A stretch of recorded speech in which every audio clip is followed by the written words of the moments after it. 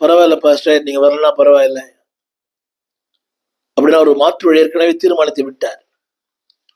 பரவாயில்ல, அன்னைக்குதான் மண்டபம் கிடைச்சது, அன்னைக்குதான் எங்களுடைய உறவுக்காரங்கள்லாம் லீவ், அப்பதான் வருவாங்க, விடுமுறை நாட்கள்.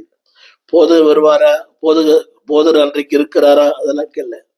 அவர்களுக்கு வசதி, அவர்களுக்கு வாய்ப்பு, அது முகூர்த்த நாளா பார்த்து என்னை கேட்டுக்கொண்டு அன்புடைய பிள்ளையே, அவருடைய ஆலோசனைப்படி நடந்தீர்கள், அவங்க வாழ்க்கை சிறப்பா இருக்கும். God is your guide. அது மட்டுமல்ல, நடத்துவார். முடிவிலே உன்னை மகிமையாய் நடத்துவார், மகிமைக்குள் நடத்துவார். 2 வார்த்தைகளை கவனிங்கள். மகிமையாய் நடத்துவார். முதல் குறிப்பு, அவருடைய ஆலோசனையின்படி உன்னை நடத்துவார். 2வது குறிப்பு, அவருடைய கண்ணை உண்மையில் வைத்து நடத்துவார். என் கண்ணையை உனக்கு கொடுக்கிறேன். சங்கீதத்தின் புஸ்தகம் 32